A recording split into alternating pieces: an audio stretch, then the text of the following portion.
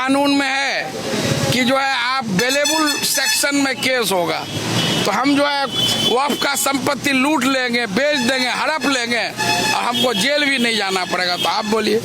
और मतलब कोई पद नहीं मिलने के कारण आप इस्तीफा दिए हैं। बीजेपी का नेता अब्दुल रहमान आप पे आरोप लगा रहे अब हैं। अब्दुल रहमान साहब क्या बोलते हैं, मैं उनकी बात का जवाब नहीं दे सकता हूँ। वक्फ बोर्ड के चेयरमैन से लेकर सीईओ से लेकर सारे मेंबर को नॉमिनेट कौन करते हैं? सरकार। जो सरकार रहती है, स्टेट गवर्नमेंट। और सेंट्रल वक्फ काउंसिल को नॉमिनेट कौन करता है? जो केंद्र सरकार होता है। तो ये लोग अगर गड़बड़ी करते हैं या मुतवल्ली गड़बड़ी करता है तो कानून सख्त बनाइए कि उनको सजा मिले। मैं जिस नौकरी में था, आज मेरा 1.5 लाख रुपया सैलरी था, 6 साल और नौकरी बाकी था। 2010 में हम नौकरी रिजाइन किए और 2030 में 20 साल उस वक्त नौकरी था मेरे। तो जनता के लिए किया है। कोचाधामन का आदमी जो है वोट लेके एमएलए बन जाता है, जीतने के बाद इधर ध्यान नहीं देता है। आप यहाँ पर सब जनता मालिक बैठा हुआ है। कोई ऐसा गांव टोला नहीं है जहां हमने काम नहीं किया। सुप्रीम कोर्ट ने सरकार को, केंद्र सरकार को कड़ी फटकार लगाया कि ये जो कानून बना है ये संविधान के खिलाफ है। जब से ये कानून पास हुआ 20-25 हजार लोगों से मिला हूँ, एक भी गरीब मुसलमान पसमानदा नहीं मिला मुझे जो ये कहे कि ये कानून हक में है। कानून एक समुदाय को, एक कम्युनिटी को टारगेट करने के लिए लाया गया है। उस वक्त से मैं विरोध किया अपनी पार्टी में, मुख्यमंत्री से, पार्टी के जितने नेता थे, और फिर पार्टी ऑफिस में बैठक भी हुई। देखिए वो नीतीश कुमार का सत्ता है, उसी के दम पर करता है, तो उसको भी लात मार दिए।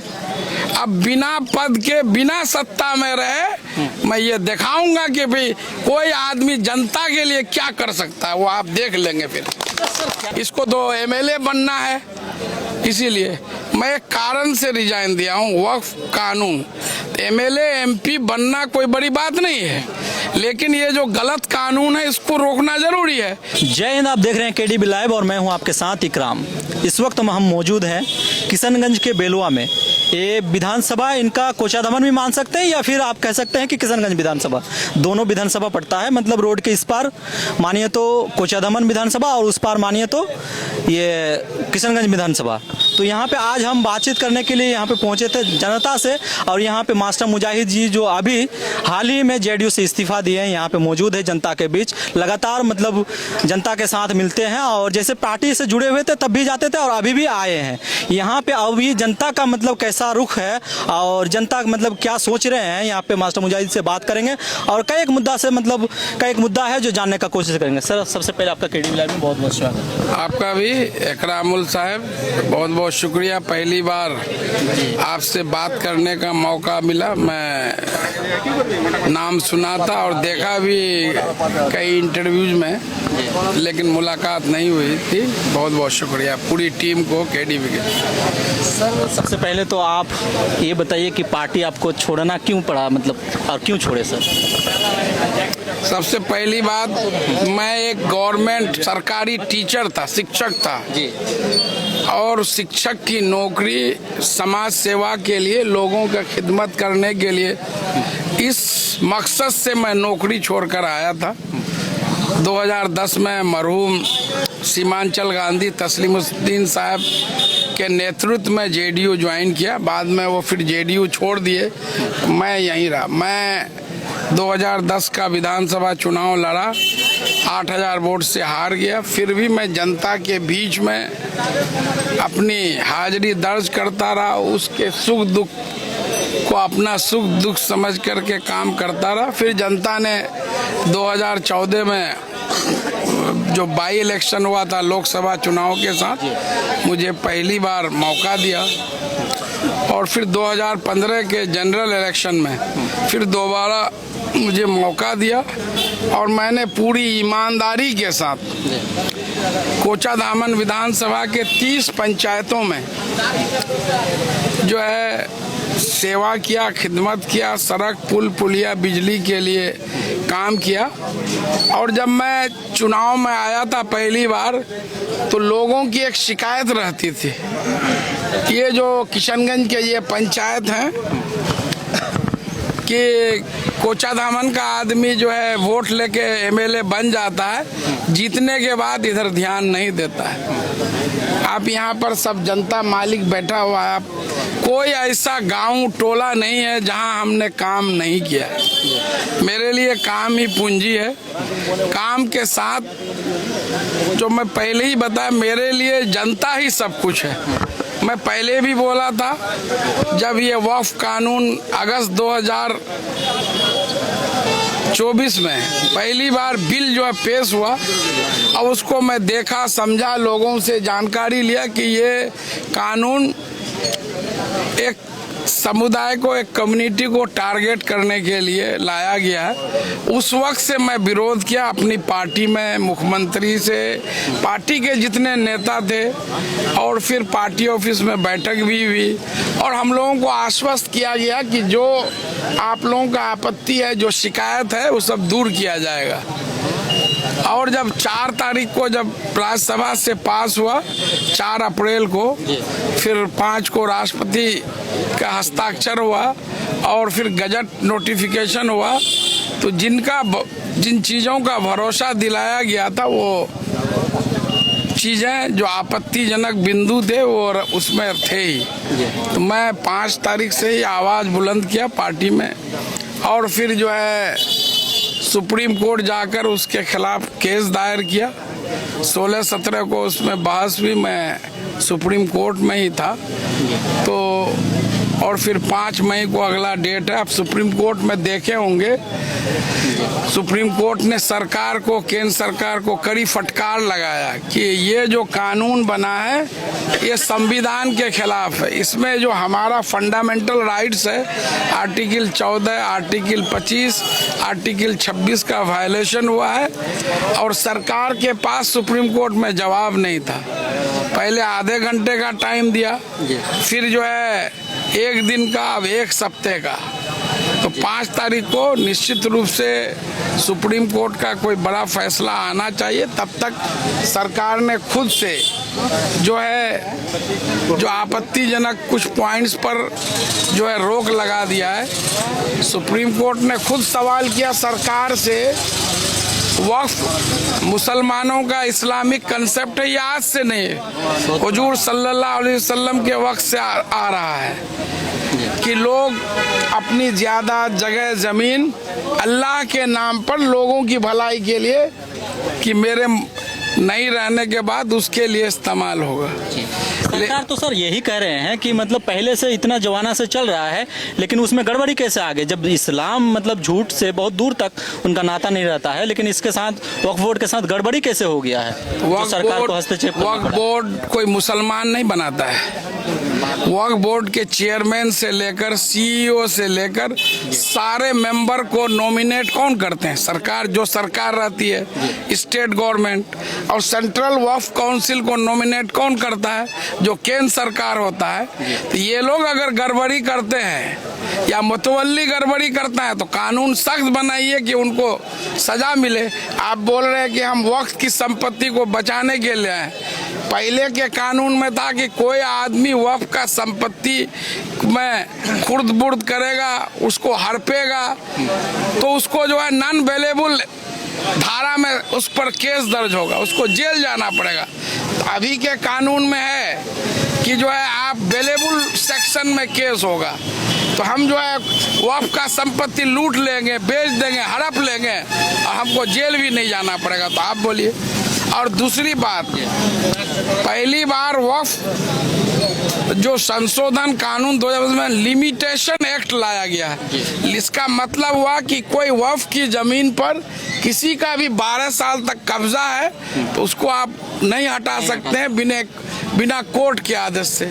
तो इसका मतलब यह है कि जो जमीन कब्जा किए हुआ है उसको जो है उसको आप जायज ठहरा रहे हैं।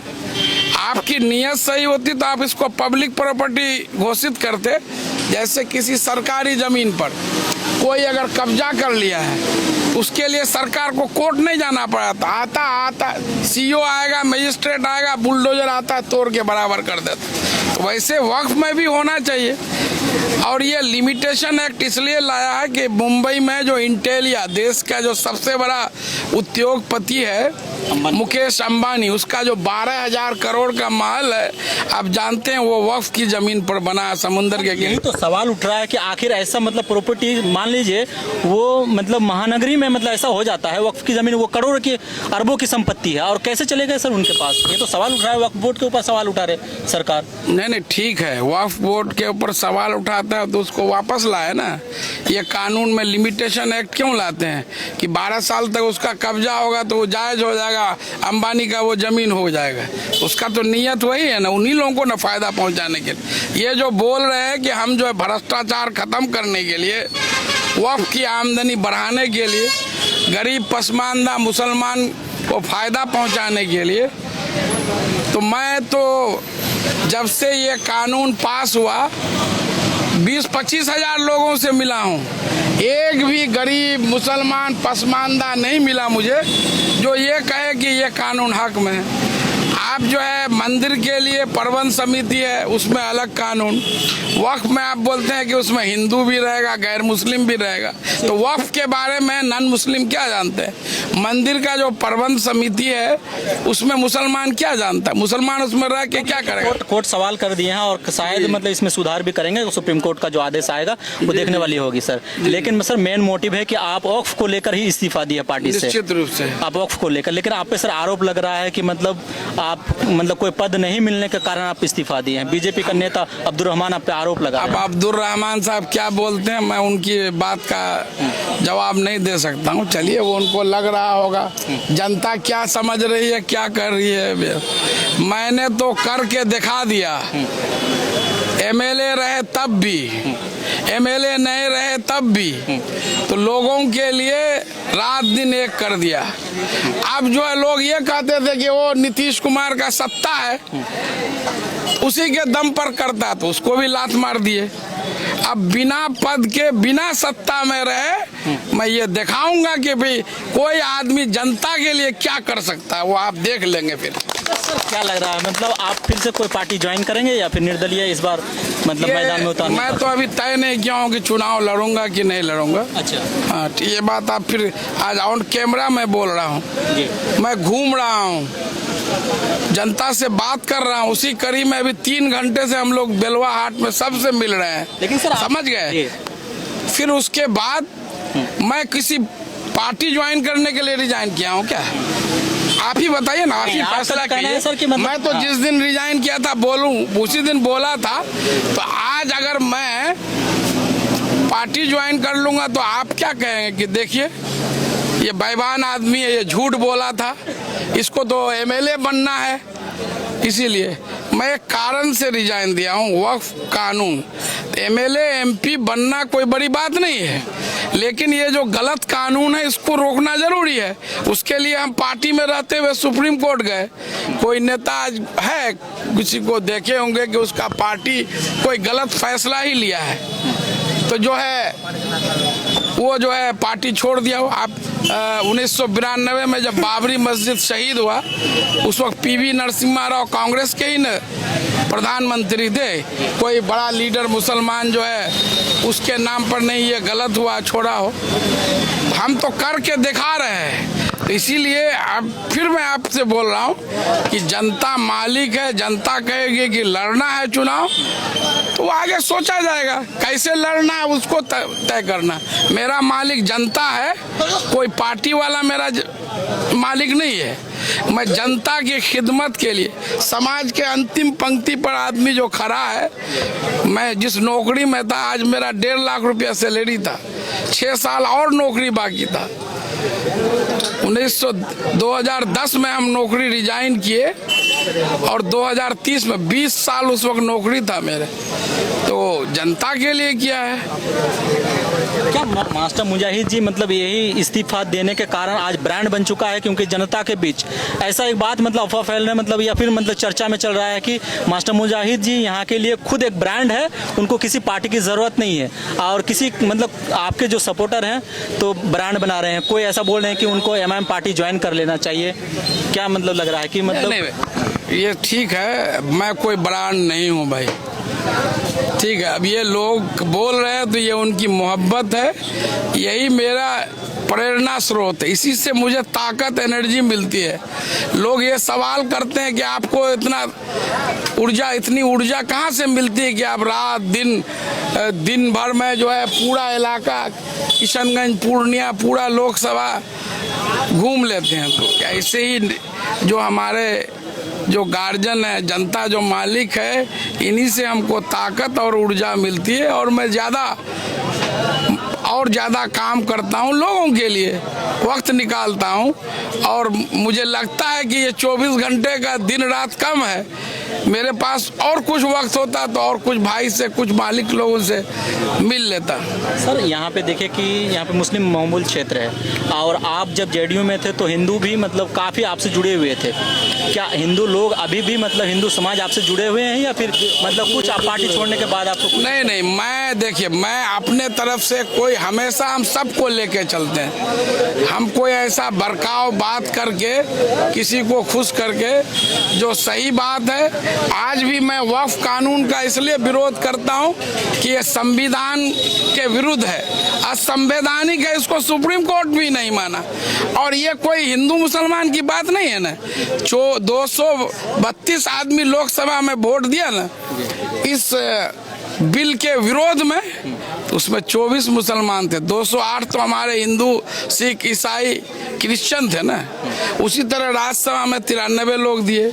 सुप्रीम कोर्ट का जो 3 जो जज है, chief justice Sanjiv Khanna, justice Sanjay Kumar, justice K V. Viswanathan, तीनों जज भी हिंदू है, और इस कानून के खिलाफ में जो सुप्रीम कोर्ट में बहस कर रहा है, जो 4 बड़े वकील हैं, कपिल सिब्बल, राजीव धवन, मनु सिंघवी जी और C.U. सिंह, तो ये चारों जो है हिंदू ही है। तो हम अगर हिंदू मुसलमान करेंगे तो हमारे जो दूसरे भाई जो इसलिए लड़ाई लड़ रहे हैं कि ये गैर कानूनी चीज है, समझ बात, जो ये कानून लाया है वो यही चाह रहा है, उसका क्या मंशा है कि एक कम्युनिटी को नुकसान करके उसको रोड में ला दे, हमको गाली देगा, दूसरा आदमी खुश हो जाएगा, और मेरा वोट एकजुट हो जाएगा। तो हमको वो गलती नहीं न करना है, सबको साथ लेके, सबको लेके।